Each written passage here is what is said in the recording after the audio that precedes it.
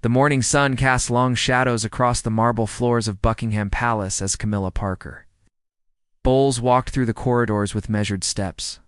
Her emerald dress rustled softly against the silence that seemed to follow her everywhere these days. After years of being seen as the other woman, the homewrecker, the one who came between Charles and Diana, she had finally achieved what many thought impossible. She was now the Queen Consort of England. The transformation had been gradual, like watching ice melt in spring. Public opinion had slowly shifted from outright hostility to grudging acceptance, and finally to something resembling respect. The palace PR machine had worked tirelessly to reshape her image from mistress to devoted wife, from outsider to integral member of the royal family. Headlines that once screamed accusations now spoke of her charitable work and dedication to duty, but Camilla knew the truth that lay beneath the polished surface. She understood that titles could be granted by law, but respect had to be earned through actions. The weight of the crown jewels was nothing compared to the weight of expectation that rested on her shoulders. Every public appearance was scrutinized, every word analyzed, every gesture interpreted as either proof of her worthiness or evidence of her inadequacy. The palace staff had adapted to her presence with professional courtesy, but she could sense the reservations that lingered beneath their practiced smiles. They had loved Diana with genuine affection, mourning her death as if they had lost a family member. The comparison was inevitable and constant, like a shadow that followed Camilla wherever she went, as she made her way toward the garden entrance. Camilla reflected on the journey that had brought her to this moment. The affair had begun in the early 1970s, when she was young and Charles was heir to the throne. Their connection had been immediate and profound, but circumstances and royal protocol had forced them apart. She had married Andrew Parker Bowles, settling into a life that seemed conventional on the surface, but left her heart permanently divided. The years that followed had been a complex dance of duty, desire, and deception. Charles had married Diana in what the world celebrated as a fairy tale wedding, but Camilla had remained a constant presence in his life. The three of them had been trapped in a triangle that nobody could escape, with the entire world watching and judging their every move. Now, decades later, she stood as queen in her own right. No longer hiding in the shadows or apologizing for her existence, the public ceremonies had been grand and properly observed, with all the pageantry that the British people expected from their monarchy. She had worn the crown with dignity, spoken her vows with conviction, and smiled at the crowds with genuine warmth. But in quiet moments like this, when the cameras were absent and the ceremonies were over, Camilla found herself wondering if she would ever truly belong. The palace was filled with portraits of queens who had come before her, women who had been born into nobility or married into it with the full blessing of the people. She was different. A late arrival to the royal family who had taken an unconventional path to the throne. The garden beckoned through the tall windows, offering a respite from the intensity of palace life. Camilla had always found peace among flowers and growing things, a connection to the natural world that grounded her when royal duties threatened to overwhelm her sense of self. She had plans to expand the palace gardens, to create spaces where children could learn about nature and conservation. These were the projects that excited her most, the tangible ways she could make a positive impact during her time as queen. She had spent years preparing for this role, studying the issues that mattered to the British people and developing expertise in areas where she could make a real difference. Environmental conservation, literacy programs, support for victims of domestic violence. These causes had become her passion and her purpose. The sound of footsteps echoed through the corridor behind her, a reminder that she was never truly alone in this vast building. Privacy was a luxury that queens could rarely afford, and every moment of her day was scheduled and supervised. But she had learned to find freedom within structure, to carve out small spaces for authenticity within the larger performance of royalty. As she reached for the garden door handle, Camilla paused to look back at the portrait gallery that lined the corridor. The faces of previous queens gazed down at her with expressions that seemed both welcoming and challenging. Some had faced wars, others had navigated social upheaval, and all had been required to subordinate their personal desires to the needs of the crown. She thought about Diana's portrait, which had been carefully placed in a position of honor among the royal family images. The woman who should have been queen, if fate had taken a different course, whose memory still commanded deep affection from the British people.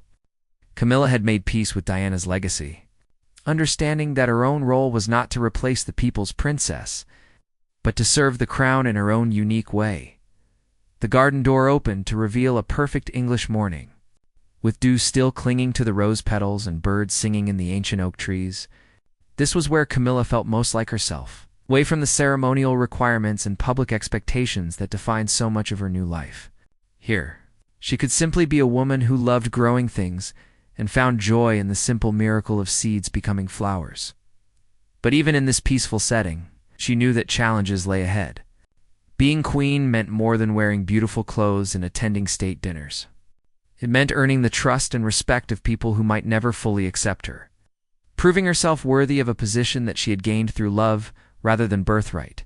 The real test of her queenship would not be measured in ceremonies or protocols, but in her ability to serve the British people with dedication, wisdom, and grace. The state visit from the Danish royal family had been planned for months, every detail carefully orchestrated by the palace protocol department. Camilla stood before her mirror in the queen's private chambers, allowing her lady-in-waiting to make final adjustments to the sapphire tiara that would complement her navy silk gown. These formal occasions were becoming more natural to her. Though she still felt the flutter of nerves that accompanied high-stakes royal events, the reflection staring back at her showed a woman transformed by circumstance and determination. Gone were the casual country clothes and relaxed demeanor that had characterized her previous life. In their place stood someone who looked every inch a queen, from her perfectly styled hair to her confident posture. But behind her eyes, those who knew her well could still see traces of the woman who preferred mucking about in gardens to attending state banquets. Charles appeared in the doorway, resplendent in his military dress uniform, with its array of medals and ceremonial sash. Their eyes met in the mirror, and he smiled with the kind of warmth that had sustained them through decades of controversy and criticism. They had weathered storms that would have destroyed lesser relationships, emerging stronger and more united in their commitment to each other and to the crown. The Danish Queen Margrethe was known for her intelligence and artistic sensibilities, qualities that Camilla genuinely admired. Unlike some royal visits that felt purely ceremonial, this one promised meaningful conversations about environmental initiatives and cultural exchange programs. Camilla had spent weeks preparing talking points about British conservation efforts, eager to learn from Denmark's progressive approaches to renewable energy and sustainable development. As they made their way through the palace corridors toward the grand staircase, Camilla reflected on how drastically her life had changed. Not so long ago, she had been living quietly in the Gloucestershire countryside, hosting small dinner parties for friends and tending to her beloved horses. The transition to palace life had required learning an entirely new vocabulary of protocol and precedence, where every bow, curtsy, and handshake carried symbolic weight. The throne room gleamed under crystal chandeliers, its red velvet and gold furnishings creating an atmosphere of imperial grandeur that never failed to impress foreign dignitaries. Palace staff moved with practiced efficiency, ensuring that every element of the welcome ceremony would proceed flawlessly. The British media waited outside, their cameras ready to capture images that would appear in newspapers around the world by evening. Camilla took her place beside Charles as the Danish delegation was announced. Queen Margrethe entered with the grace of someone who had been performing these rituals for decades, her presence commanding immediate respect. The two queens exchanged formal greetings in front of the assembled diplomats and courtiers, their words carefully chosen to emphasize the friendship between their two nations. During the private reception that followed, Camilla found herself genuinely enjoying the conversation with her Danish counterpart. They discussed their shared interest in historical preservation, comparing notes about castle renovation projects and the challenges of maintaining ancient buildings in the modern era. Queen Margrethe's stories about converting royal residences into museums and cultural centers sparked ideas that Camilla made mental notes to explore. Further, the luncheon conversation turned to more personal topics as the formal atmosphere relaxed. Queen Margrethe shared amusing anecdotes about her grandchildren's reactions to royal protocol, while Camilla described her own experiences adjusting to the constant presence of security details and the loss of simple pleasures like grocery shopping or taking solitary walks. There was comfort in speaking with someone who understood the unique challenges of royal life. But beneath the pleasant diplomatic exchange, Camilla remained acutely aware of being evaluated. Every gesture was observed by courtiers from both countries. Every comment analyzed for its appropriateness and impact on international relations. She had learned to navigate these waters carefully, presenting herself as knowledgeable without appearing presumptuous, warm without being overly familiar. The afternoon cultural program included a private viewing of the Royal Collection's Danish artifacts, followed by a performance by the Royal Ballet. Camilla had developed a genuine appreciation for the arts during her time as queen, understanding their importance not just as entertainment, but as expressions of national identity and cultural values. She found herself moved by the dancers' interpretation of a piece inspired by Hans Christian Andersen's fairy tales. As evening approached, the pace of activities intensified in preparation for the state banquet. This would be the most formal and closely watched event of the visit, requiring Camilla to demonstrate her mastery of royal protocol while projecting warmth and confidence. The guest list included politicians, business leaders, and cultural figures from both countries, were all expecting to witness a flawless display of British hospitality. The banquet hall had been transformed into a showcase of royal splendor, with the best china, crystal, and silverware arranged on tables decorated with flowers from the palace gardens. Camilla had personally selected the menu, choosing dishes that honored both British traditions and Danish culinary preferences. Every detail reflected her growing understanding of how food, decor, and ceremony could be used to strengthen diplomatic relationships. During the pre-dinner reception, Camilla circulated among the guests with practiced ease, engaging in conversations that ranged from trade agreements to climate change initiatives. She had learned the art of making each person feel individually valued while maintaining the broader flow of the evening. Her natural curiosity about people served her well in these situations, allowing her to ask questions that drew out interesting responses. The formal dinner proceeded with the precision of a military operation, each course perfectly timed and elegantly presented. Camilla delivered her speech honoring the Danish royal family with confidence, striking the right balance between formality and genuine friendship. The response from Queen Margrethe was equally gracious, praising the warmth of British hospitality and expressing hope for continued cooperation between their nations. As the evening concluded, with traditional toasts and musical entertainment, Camilla felt a deep sense of satisfaction. The event had gone smoothly, achieving its diplomatic objectives while showcasing the best of British royal tradition. More importantly, she had proven to herself and others that she could fulfill the demanding requirements of her position with competence and grace. But even as she accepted compliments from satisfied guests and palace staff, Camilla knew that her performance would be scrutinized in the morning newspapers and analyzed by royal watchers around the world. Success in her role was measured not just by single events, but by the accumulation of many such occasions, each one building her reputation and establishing her credibility as Britain's queen consort. The morning newspapers lay spread across Camilla's breakfast table like a mixed verdict on her life. The headlines ranged from glowing reviews of the previous evening's state banquet to more critical pieces questioning her rising confidence in royal circles. She had learned to read these assessments with emotional distance, understanding that public opinion about the monarchy was as changeable as British weather.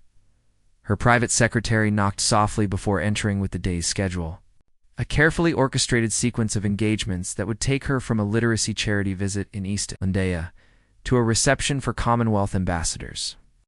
Each event required a different version of herself: the compassionate advocate, the knowledgeable hostess, the supportive representative of the crown. The skill lay in making each transformation appear natural rather than calculated. The drive through London's morning traffic gave Camilla time to review her briefing notes about the literacy program she would be visiting. The charity worked with immigrant families, helping parents develop reading skills they could share with their children. It was exactly the kind of grassroots organization that she believed deserved royal attention, where a visit could genuinely boost morale and attract additional funding. The community center was located in a neighborhood that royal cars rarely visited, where tower blocks housed families struggling with poverty and social isolation.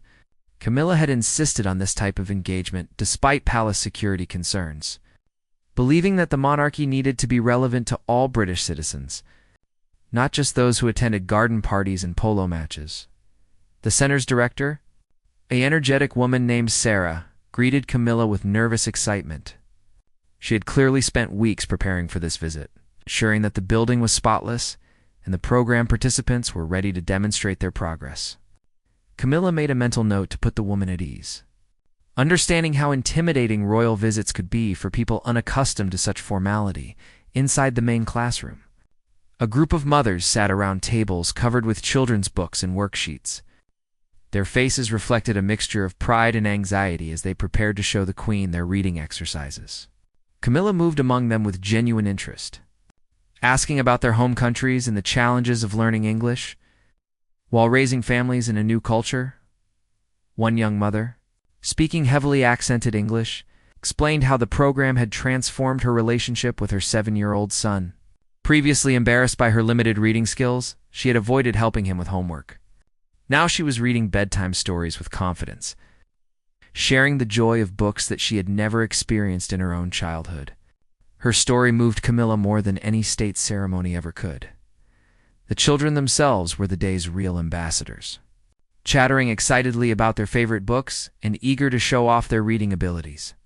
They seemed completely unimpressed by royal protocol, treating Camilla like a visiting grandmother rather than a queen.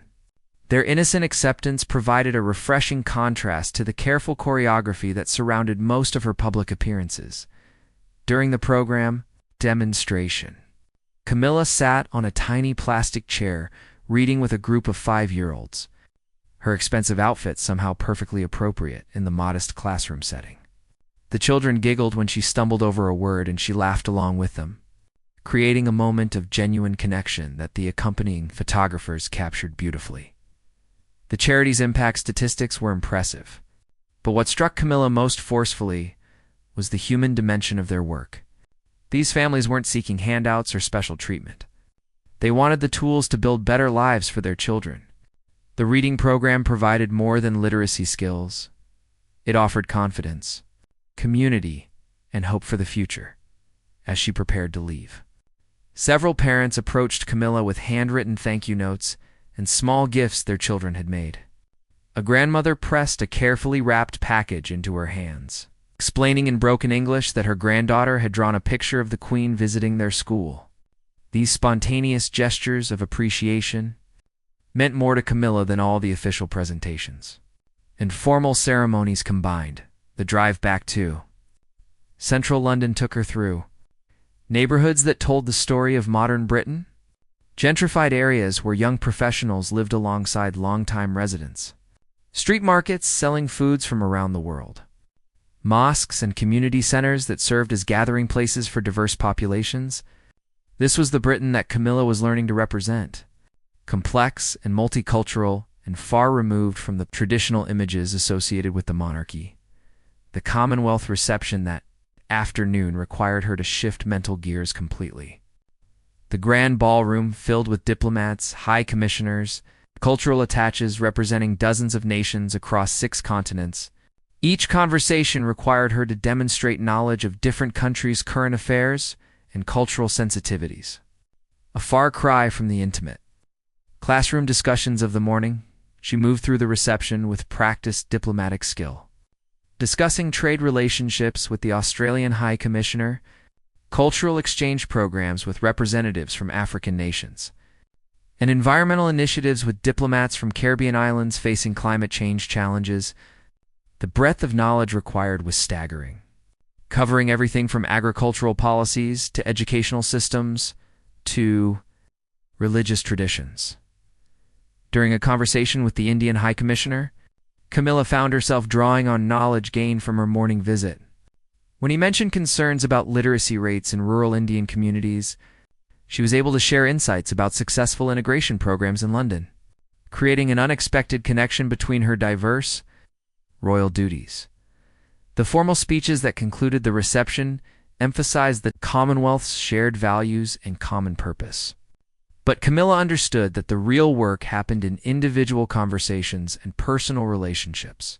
The monarchy's role in this multinational organization was largely symbolic, but symbols could be powerful tools for encouraging cooperation and understanding between very different cultures. As evening approached, Camilla reflected on the day's contrasts.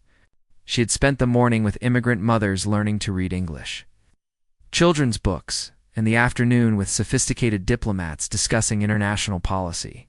Both experiences were equally valid parts of her role as queen, requiring different skills, but united by the common goal of serving the public good. The challenge lay in remaining authentic. While adapting to such different contexts, Camilla had learned that people could sense insincerity from across a room, that royal visits succeeded only when genuine interest and concern were evident. The community center mothers had responded to her warmth and curiosity, while the diplomats had appreciated her knowledge and thoughtful questions. Back at the palace, as she changed from her formal reception attire into more comfortable evening clothes, Camilla thought about the handwritten notes from the literacy program participants. Those personal messages represented something that no amount of protocol training could provide, proof that her role as queen could make a real difference in individual lives, that the monarchy remained relevant to ordinary people facing everyday challenges. The crisis began with a phone call at dawn, jolting Camilla from sleep with news that would test everything she had learned about leadership and public service. A devastating flood had struck northern England, leaving hundreds of families homeless and several communities cut off from emergency services. The palace's crisis management team was already mobilizing, but this disaster would require the royal family to demonstrate their relevance and compassion when people needed them most. Camilla dressed quickly in practical clothes, suitable for disaster zone visits.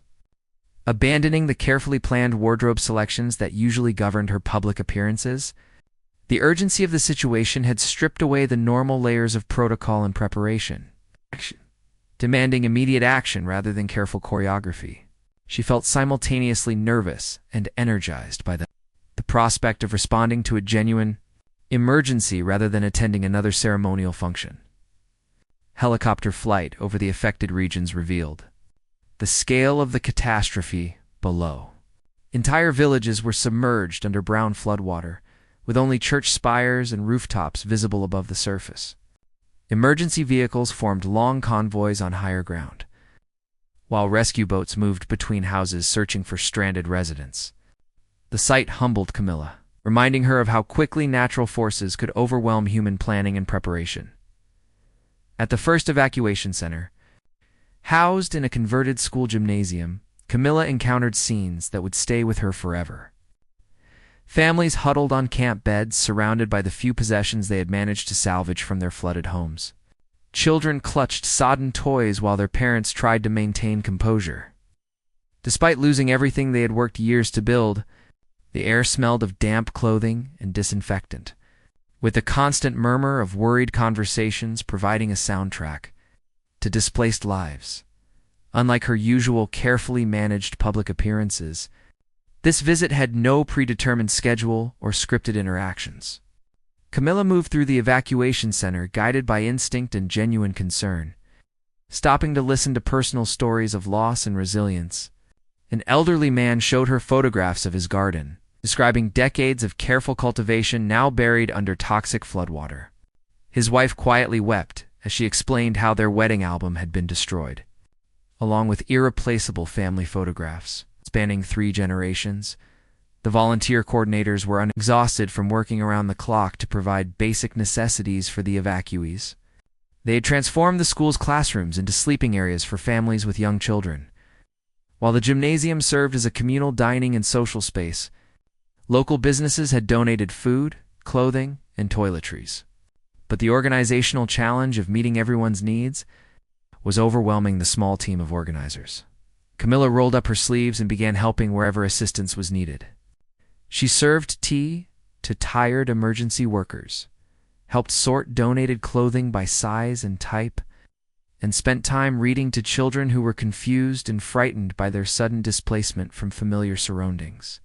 The physical work felt satisfying after months of ceremonial duties that involved more observing than participating. One young mother, heavily pregnant and caring for twin toddlers, broke down when describing how they had escaped their ground floor flat just minutes before the water reached dangerous levels.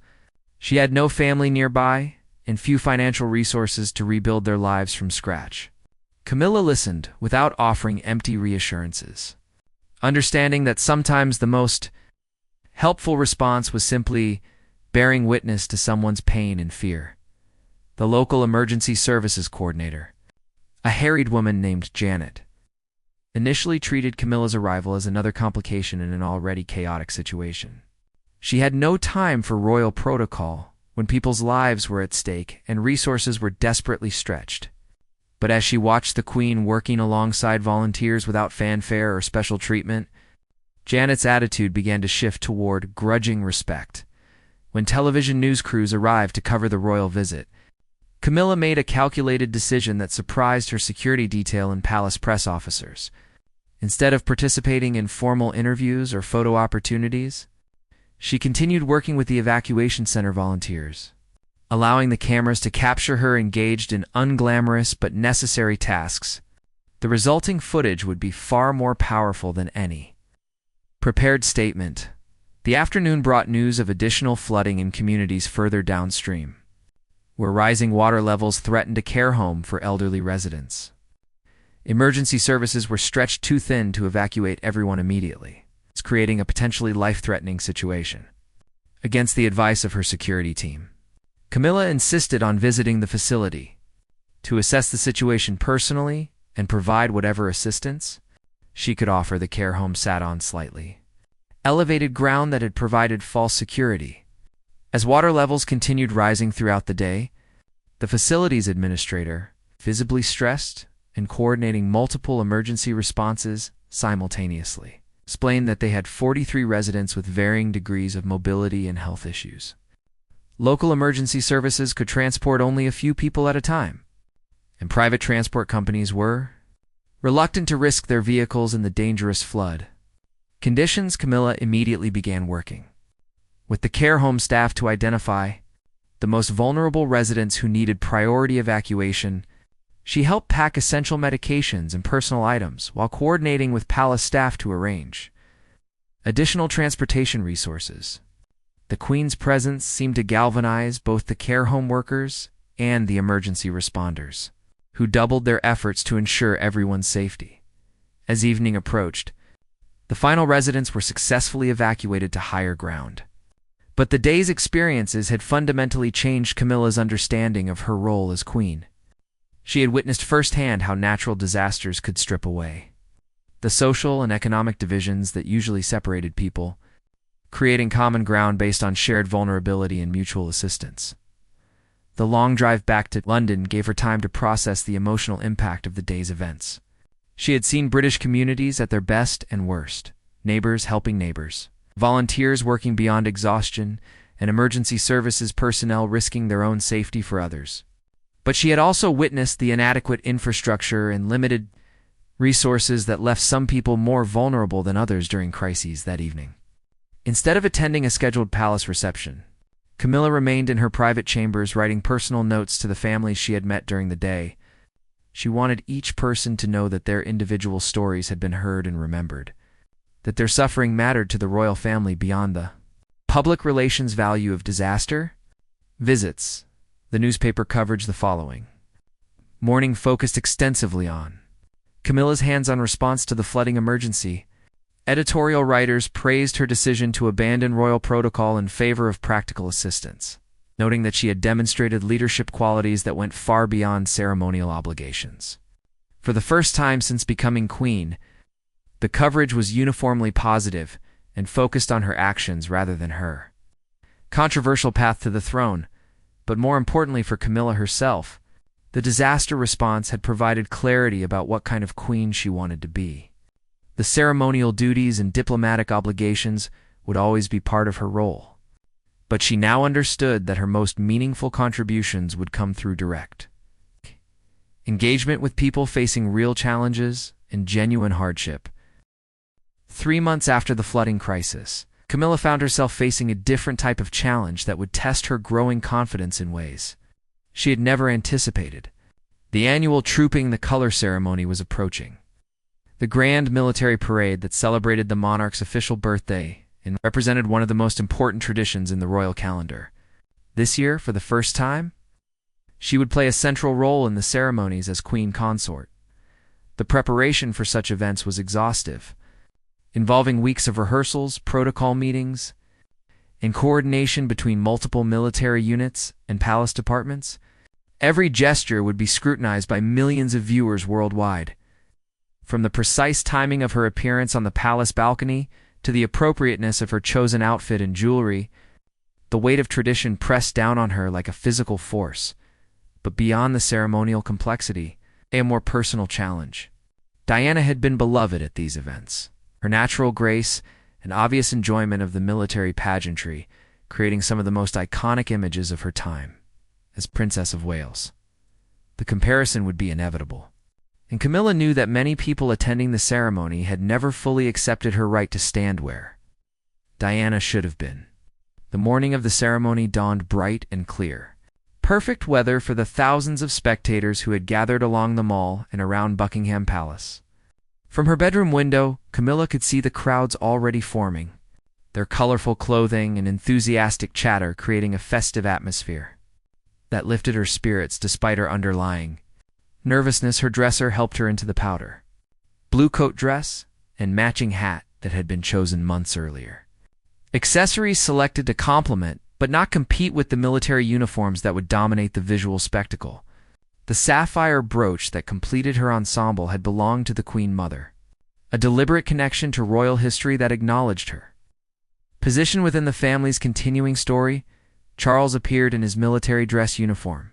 The sight of him in ceremonial regalia, still capable of taking her breath away after all these years, their eyes met in the mirror with the kind of understanding that comes from shared experiences of public scrutiny and private doubt. Today they would stand together as king and queen, presenting a united front to the nation and the world. The carriage procession from Buckingham Palace to Horse Guards parade provided Camilla's first real test of the day. Seated beside Charles in the open landau, she was completely exposed to the crowds lining the route, their reactions unfiltered by diplomatic protocol or social courtesy. Some faces showed genuine enthusiasm and support, others appeared merely curious. But a few displayed the kind of cold disapproval that still had the power to wound her. The military precision of the trooping ceremony was breathtaking, with hundreds of guards moving in perfect synchronization while brass bands provided a soundtrack of patriotic music. Camilla watched from the reviewing stand as the various regiments marched past in their distinctive uniforms, understanding that she was witnessing traditions that had continued virtually unchanged for centuries. The sense of historical continuity was both humbling and empowering. When the moment came for the royal party to acknowledge the salute from the assembled troops, Camilla felt the full weight of her position settling on her shoulders. These were the men and women who served the crown in conflicts around the world, who put themselves at risk in the name of duty and service. Her presence here represented more than personal achievement. It symbolized the monarchy's connection to the military forces that defended British interests and values that the RAF fly past. That concluded the ceremony, created a moment of pure spectacle as dozens of aircraft roared overhead in perfect formation. Standing on the palace balcony with the extended royal family, Camilla experienced a surge of pride and belonging that surprised her with its intensity. The crowds below cheered enthusiastically, their faces turned upward in appreciation of both the military display and the royal family's presence. But it was what happened after the public ceremonies that would prove most significant for Camilla's journey as queen. At the traditional reception for military representatives and veterans, she encountered a group of household division soldiers who had served multiple deployments in Afghanistan and Iraq. Their conversation began with polite formalities. It gradually became more personal as they shared stories of their experiences and challenges. One sergeant, a career soldier with 25 years of service, spoke candidly about the difficulties of military life for families. His wife had raised their 3 children essentially as a single parent during his multiple deployments. While he had missed countless school events, birthdays, and family milestones, the strain on military marriages was enormous, he explained. With divorce rates significantly higher than in civilian populations, another veteran, recently returned from a peacekeeping mission in Africa, described the challenge of readjusting to normal life after witnessing human suffering and political chaos in war-torn regions. The military provided excellent technical training, he noted, but less support for the psychological impact of serving in dangerous and morally complex situations. Many soldiers struggled with mental health issues that went undiagnosed and untreated. Their stories moved Camilla deeply, providing insights into military service that went far beyond the pageantry and tradition she had witnessed during the morning ceremony. These were real people dealing with genuine hardships in service of their country, deserving of more support and recognition than they typically received. She made mental notes about organizations and initiatives that might address some of their concerns. The conversation also revealed an unexpected benefit of her controversial path to the throne. Several veterans mentioned that they appreciated having a queen who understood what it meant to face public criticism and personal attacks while continuing to fulfill difficult responsibilities. Her resilience in the face of media hostility resonated with soldiers who had learned to persist through challenging circumstances. As the reception continued, Camilla found herself in conversation with a young female officer who had recently completed training as a helicopter pilot. The woman spoke enthusiastically about her career ambitions and the increasing opportunities for women in the military, but also acknowledged the additional challenges faced by female service members in traditionally male environments. Her determination and professionalism reminded Camilla of her own journey through hostile territory. To reach her current position, the evening concluded with a private dinner for senior military officials and their spouses, a more intimate gathering that allowed for deeper conversations about defense policy and international security issues. Camilla listened carefully to discussions about military engagement in various global hotspots. Understanding that these decisions had profound implications for the service members she had met earlier, when one general mentioned budget constraints that were affecting military family support services, Camilla quietly made note of the issue for future attention. She was learning that her role as queen provided unique opportunities to highlight problems and advocate for solutions, particularly in areas where royal patronage could make a meaningful difference. Driving back to the palace that evening, Camilla reflected on the day's experiences with a sense of accomplishment tempered by humility. The ceremony itself had gone smoothly, with no obvious missteps or embarrassing moments that would provide ammunition for her critics. More importantly, her interactions with military personnel had revealed new ways to make her royal duties meaningful and impactful. The newspaper coverage the following day was largely positive, focusing on her dignified presence during the ceremony and her genuine engagement with military families at the reception. Several editorial writers noted that she appeared increasingly comfortable in her role as queen, bringing her own perspective and priorities to traditional royal functions. But the real measure of success for Camilla was more personal. For the first time since becoming queen, she felt that she had truly earned her place among the royal family, rather than simply accepting it as Charles's wife. The military community had welcomed her, not because protocol required it, but because her interest in their welfare appeared genuine, and her commitment to service seemed authentic.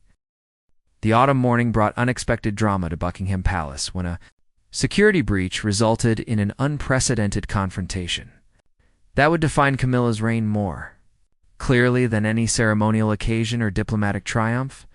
A protest group had somehow penetrated the palace grounds during the night, setting up camp near the Queen Victoria Memorial with banners demanding economic justice and Republican government. Their presence represented a direct challenge to royal authority and protocol. Emergency meetings convened throughout the early hours as security officials, palace administrators, and government representatives debated response strategies. The protesters were well organized and media savvy, having coordinated their action to coincide with a week of international economic summits where wealth, inequality would dominate discussions.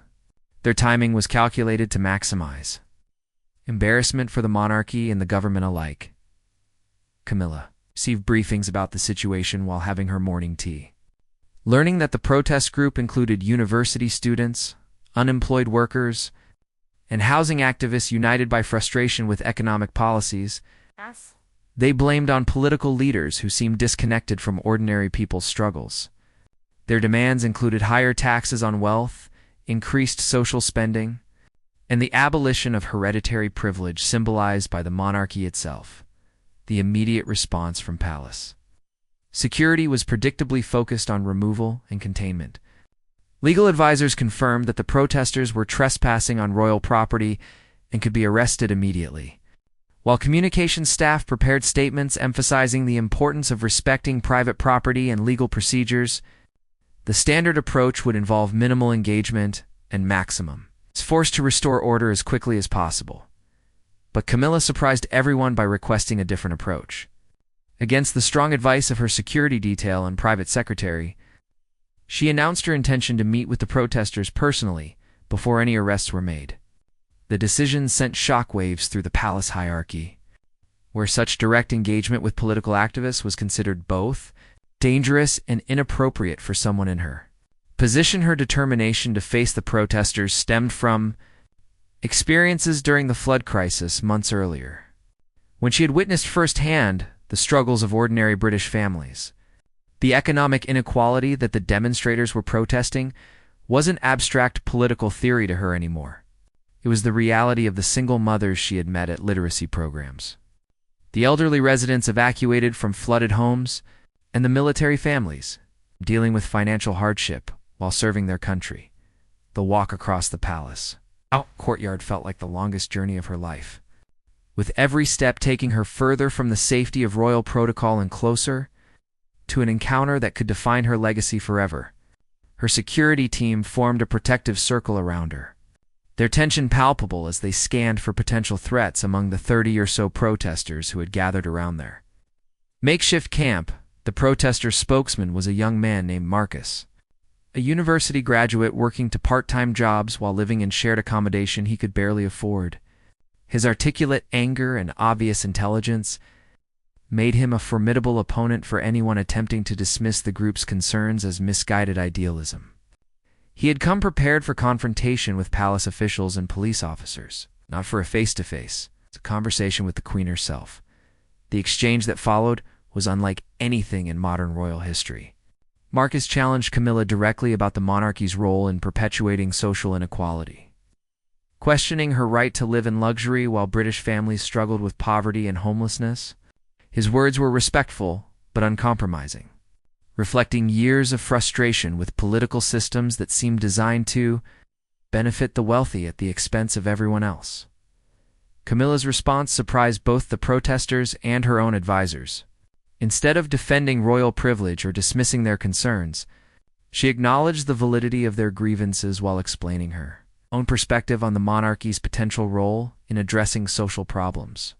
She spoke about the literacy programs, the military family support initiatives, and the disaster relief efforts she had personally witnessed, arguing that the royal family could be part of the solution rather than part of the problem. The conversation continued for nearly an hour, touching on everything from housing policy to educational access to economic opportunity. Other protesters joined the discussion, sharing personal stories of unemployment, debt, and social exclusion that paralleled accounts Camilla had heard during her community visits. The artificial barriers between royalty and citizenry gradually dissolved as genuine dialogue replaced political posturing. One elderly protester, a retired factory worker whose pension had been reduced through corporate restructuring, challenged Camilla about her understanding of financial insecurity. He described decades of hard work followed by retirement poverty, watching his savings disappear while wealthy individuals received tax benefits and government subsidies. His dignity and quiet anger moved Camilla more than any angry rhetoric could have accomplished. The breakthrough moment came when a young mother in the group began crying while describing her inability to provide adequate, nutrition for her children, despite working multiple jobs. Her story resonated with Camilla's own experiences as a mother, creating an emotional connection that transcended political differences. Without thinking about protocol or propriety, Camilla stepped forward to offer comfort and support to the distressed woman. The gesture was captured by photographers and television cameras that gathered to document the unprecedented encounter.